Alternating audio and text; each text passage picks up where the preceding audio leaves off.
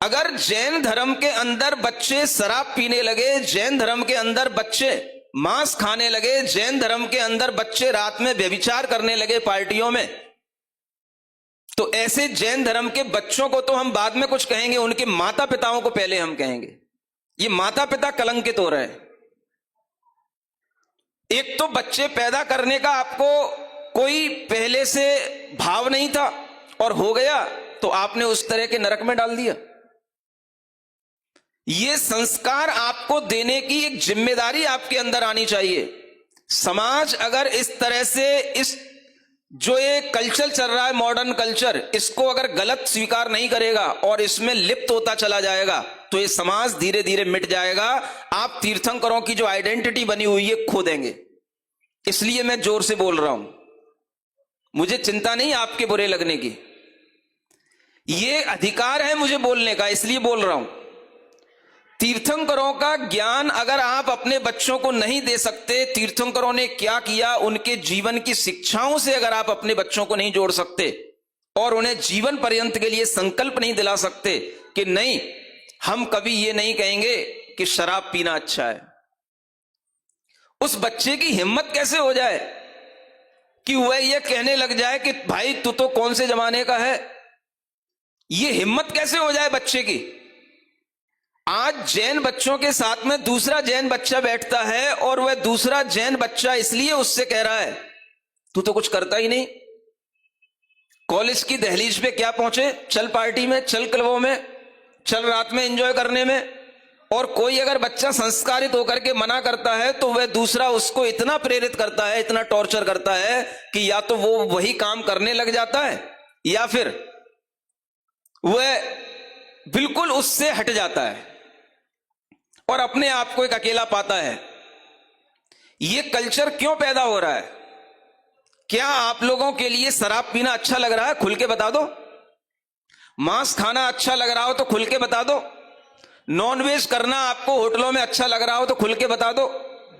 अगर तुम सब लोग यही करने के लिए तैयार हो जाओ तो मैं सब ये पंचकल्याणक बनाना बंद कर दूं, सारे नेमिनाथ भगवान के गुण गाना बंद कर दूं और मैं भी समाधि लेकर के तुमसे पहले यहां से अपना कल्याण करके निकल जाऊं। तुम लोगों के हाथ से मैं भोजन ही करना पसंद नहीं करूंगा।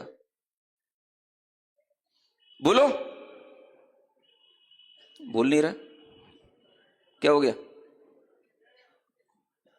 बताओ, शराब पीना अच्छी बातें हैं क्या? तो तुम लोगों के घरों में बच्चों के अंदर ये बात कहां से आ रही है?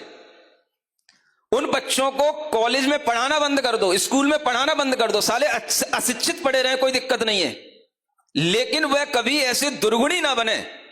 और अगर वो अशिक्षित पढ़े रहेंगे तो भी उनका कल्याण हो जाएगा अगर वो यहां आ जाएंगे तो। उनके कल्याण की जिम्मेदारी मैं ले रहा हूं, लेकिन अशिक्षित होने चाहिए, दुर्गुणी नहीं होने चाहिए। सुन रहे हो कि नहीं? फिर नहीं बोल रहे? ऐसा लग रहा है कि तुमको मारते भी जाऊं। हाँ, जैसे बच्चे को मां मारती है ना और फिर कहती चुप हो जा, चुप हो जा, तो ऐसे ही कुछ मुझे फीलिंग आ रही, तुमको खूब मारूं भी मैं और फिर कहूं चुप हो जा, चुप हो जा। समझ में आ रहा है कि नहीं आ रहा है? ये गुस्सा जायज है। आज जो मैं देख रहा हूं, सुन रहा हूं, मेरी आत्मा के अंदर इतना खून खौलता है कि इससे अच्छा तो बच्चों को पढ़ाया ही ना जाए। क्या जरूरत है बच्चों को पढ़ाने की? घर में ही रखा जाए, घर में ही रह करके बच्चे सब कुछ पढ़ सकते हैं। 10th 12th BA MA सब ओपन यूनिवर्सिटियों से करा दो, सब कुछ हो जाएगा घर में रह करके। बस उनका सील स्वभाव बचा कर रखो, यह बच्चों के लिए सबसे बड़ी उपयोगी चीज है।